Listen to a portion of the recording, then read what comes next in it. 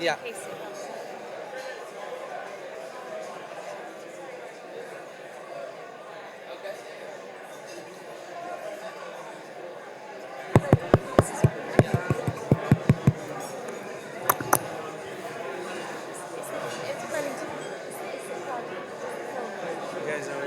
Great.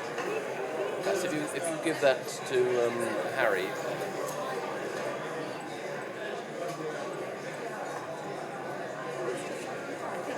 Hello, hello. Is this one on? Hold on, that's mine. Hello, is this working? Hello, ladies and gentlemen.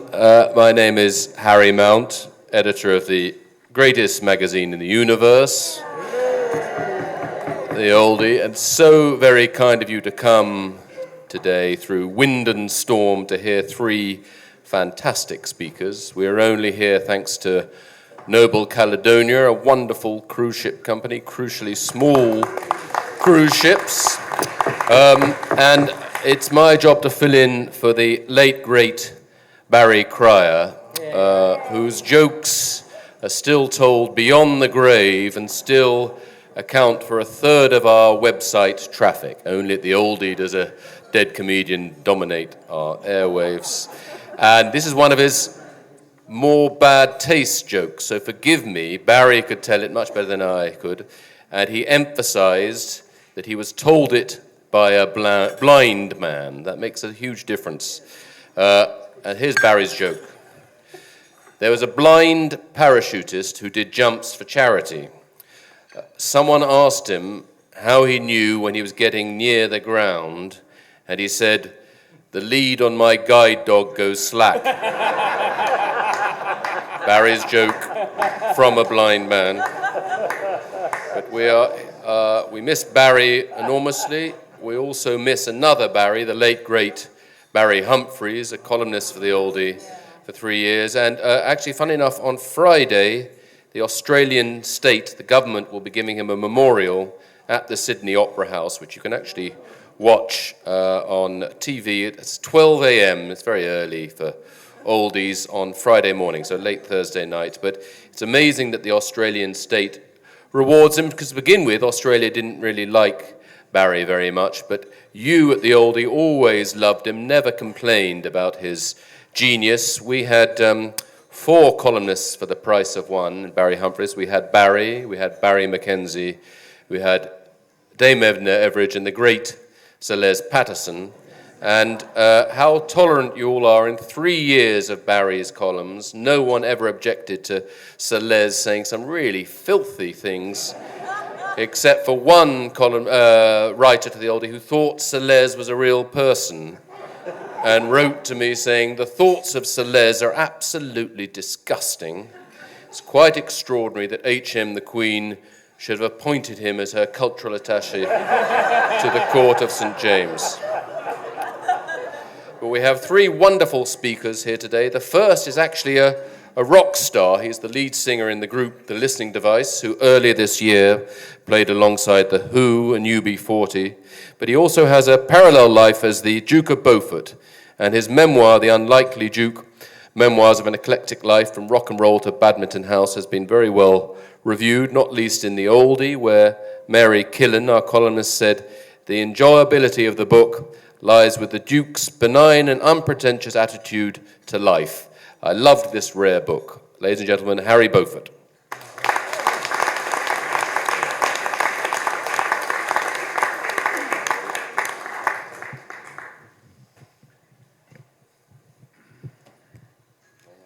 Oh, yeah. I have got another one there,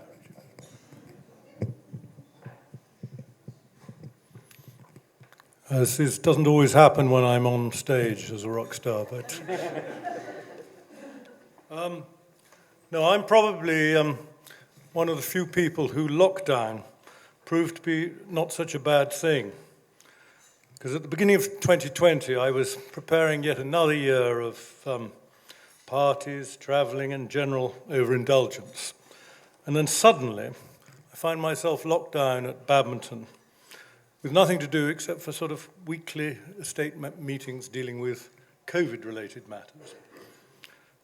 But I'm sure a lot of people in this room have vaguely felt that they've got a book in them.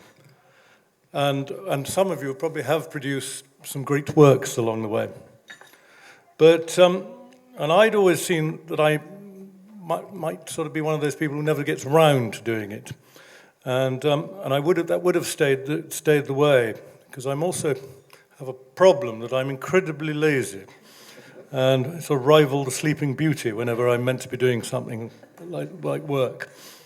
But freed in lockdown, there was nothing else to do, with no parties, no golf, no band to play. So I started writing this memoir, and it did help the boredom of the lockdown. But trouble was, I can't really claim to have led a particularly distinguished life, but I suppose I can provide insights into what it's like to live in a stately home and manage a large estate, which might be of interest to some people, see the vanishing traditions of the aristocracy. But on the whole, whilst I am involved in sort of vague country pursuits, such as hunting and shooting, I have also sort of ventured into sort of another life, and have sort of friends who are rock stars, actors, politicians, and even royalty. And some of the stories in my book cover that ground. They also cover that I have this endless quest of becoming a rock star myself, but after 40 years we haven't quite made it. But as a rock enthusiast, I have read a number of musicians' autobiographies, and there's one that is probably the most critically acclaimed autobiography from somebody who's not particularly famous, called Viv Albertine, who had her band had a rather unattractive name of The Slits, and but had a sort of famous opening line that said, anyone who writes an autobiography is either a twat or broke. And having a big, rather larger than normal house to run, I do have certain financial concerns, but I can't say that I'm broke. So I must be a twat, I suppose. But anyway, and although I may not have yet be sort of headlining at Glastonbury or anything like that, but I actually today find myself on stage with what could be one of the great sort of prog rock supergroups of Beaufort, Beard, and Brandreth. And I'm rather hoping that they might evolve into Emerson, Lake, and Palmer at some future stage. But anyway, after I had completed this book, I approached editors, publishers, and all that sort of stuff. And I was amazed that this very important work was not snapped up immediately. And there was a lot of advice going around. And the main advice that came back time and time again was that I should include more stories about royalty.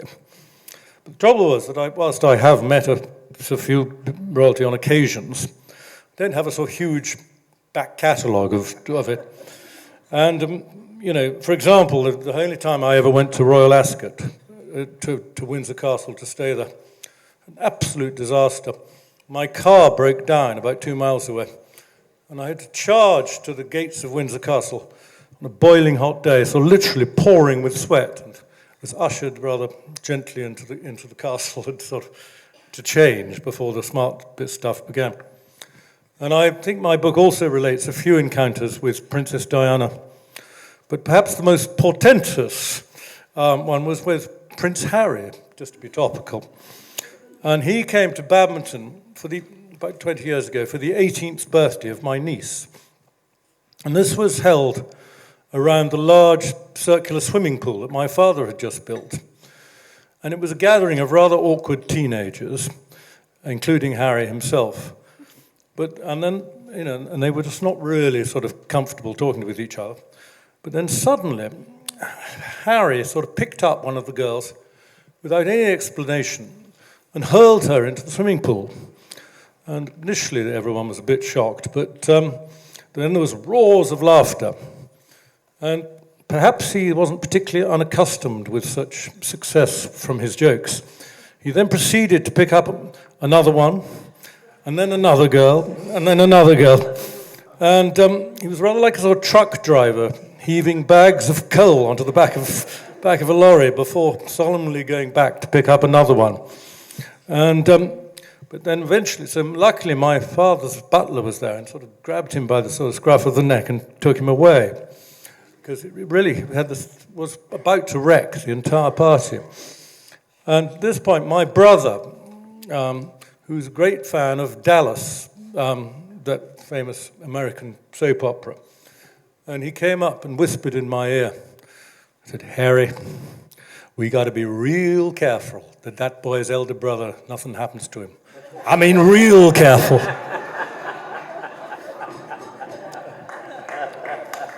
But anyway, I was also told by my prospective publishers that I should include a little bit on what it's like to live in a house the size of Badminton. And I was a bit sort of reluctant to do this, as I didn't want to write a guidebook. And so I thought that the best way of dealing with this was to write a little bit about my cousin, who's a sort of 10th Duke of Beaufort, who was universally known as Master, like a sort of Doctor Who villain, but he was a sort of very unusual man in that his total obsession was hunting. And, that's what he really did sort of every day. But after the war, he decided to reduce his workload, and by seeking a joint master of the hunt, so he only had to work sort of 5 days a week or whatever. And so the word went out in the hunting community, and he got a sort of letter from a certain Major Gundry, who was serving in the army in India. And so he sort of looked at it, and all the sort of right ingredients seemed to be there. And so he sort of called an emergency meeting of the hunt committee and announced, "Marvelous news. Mahatma Gandhi wants to become master of the Beaufort Hunt." I had no idea that, that this rather drastic career change for a sort of visionary like that was going to be on offer. But despite his rather narrow outlook, people were sort of fascinated by his sort of just the sort of day-to-day issues of his life. And one day, my father was shooting somewhere, and a man came up and said, "What does Master have for breakfast?" So my father was a bit surprised by this question, and he said, well, probably didn't really know the answer, but he said, I think he has egg, bacon, and sausage. And then, so question answered. And then they shot for a little bit, and then the man came up again and said, "What, he likes a sausage, does he?" And there was sort of, it felt the conversation could have gone on literally all day, analysing the breakfast down to the very last detail. So that was, but the thing about Master that he was, he loved hunting and he was extremely good at it. And whereas I have a slight obsession of my own that I'm extremely bad at, which is golf. And I do, suddenly looking around the room, I suddenly see that golf is a sort of subject that sort of sends instant boredom into the room.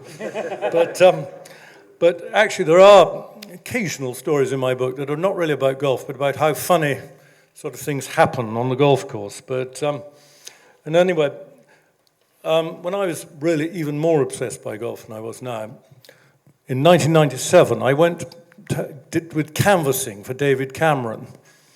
And as anyone who's done canvassing probably knows, you spend a lot of time sort of hanging about. It's really quite boring. And so I had this very important golf tournament coming up after the election. So I began to sort of practicing my swing gently. And I suddenly find my body suddenly felt sort of lithe and lissom. And so I began moving a little bit more fully. And then suddenly I was doing full-blooded sort of golf swings, but unfortunately with this huge blue rosette on my chest. And so suddenly a sort of constituency agent suddenly appeared. Said, "Look, for God's sake, stop this immediately." And there was a sort of group of we were on this sort of housing estate, and there was a group of sort of rather unwelcoming yobbos who were sort of guffawing with laughter at my misfortune. But anyway, the political result of all this was that David Cameron didn't get elected that year and had to wait another 4 years until he made it.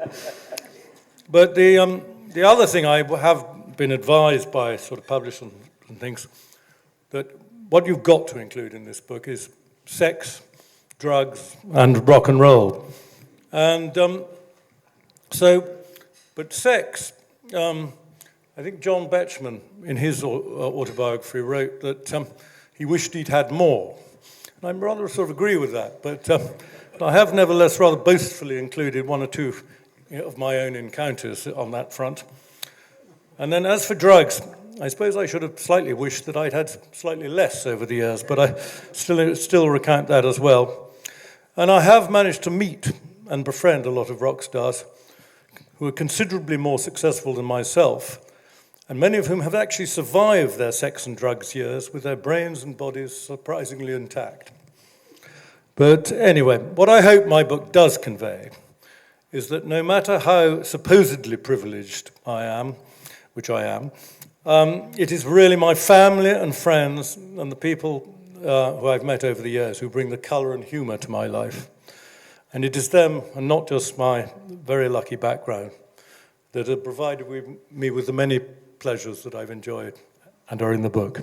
Thank you.